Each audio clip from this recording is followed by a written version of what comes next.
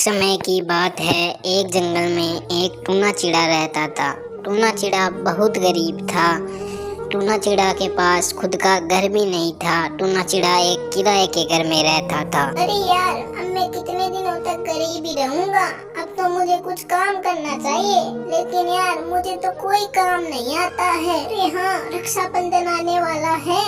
मुझे राखियाँ और मिठाइयाँ बनानी आती है। अगर मैं राखियाँ और मिठाइयाँ बनाकर उन्हें सस्ते दामों में बेचूंगा तो सब मुझसे ही राखियाँ और मिठाइयाँ खरीदेंगे और मैं बहुत सारे रुपए कमाऊंगा। फिर टूना चिड़ा अपने हाथ से राखियाँ और मिठाइयाँ बनाकर उन्हें सस्ते दामों में बेचकर बहुत सारे रुपए कमाने के बारे में सोचता है। फिर टूना चिड़ा अगले दिन मिठाइयाँ और राखियाँ बनाकर दूसरे जंगल में जाकर उन्हें बेचने लगता है। फिर टूना चिड़ा के पास रानी चिड़िया आती है और टूना चिड़ा से बोलती है, अरे मैं राखियाँ लेने आई हूँ, तुम बताओ एक राखी कितने रुपए की दे रहे हो?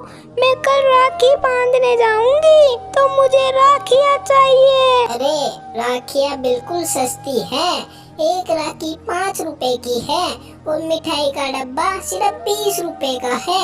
इतनी सस्ती राखियाँ और मिठाइयाँ आपको कहीं पर भी नहीं मिलेगी। अरे वाह, आप तो सच में राखी और मिठाइयाँ बहुत सस्ती दे रहे हो।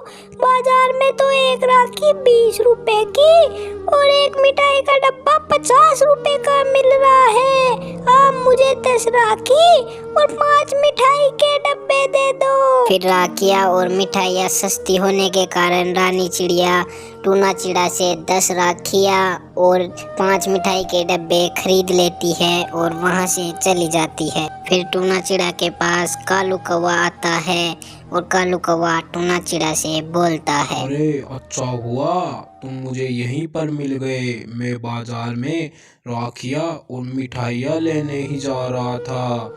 मेरी पत्नी कल राखियाँ बांधने जाएगी तो उसने राखियाँ मंगवाई है।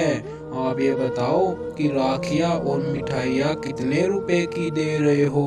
अरे तुम चिंता मत करो, मैं मिठाई का एक डब्बा 20 रुपए का और एक राखी सिर्फ 5 रुपए की दे रहा हूँ। इतने सस्ते मिठाई के डब्बे और राखियाँ आपको कहीं पर भी नहीं मिलेगी। अरे वाह, आप तो सच में बहुत सस्ते दे रहे हो। मुझे 5 राखियाँ और 2 मिठाई के डब्बे दे दो।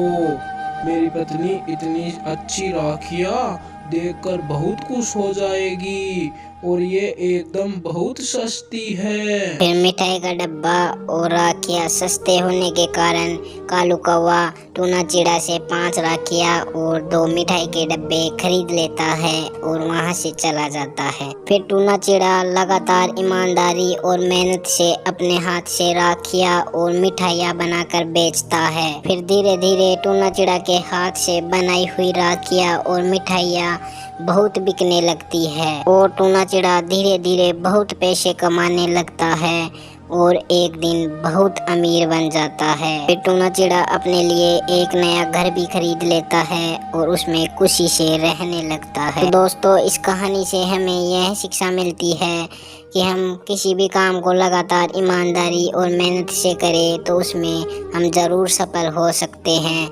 जैसे टूना चिड़ा पहले बहुत गरीब था, फिर टूना चिड़ा ने ईमानदारी और मेहनत से काम करना शुरू किया और बाद में टूना चिड़ा बहुत अमीर बन गया।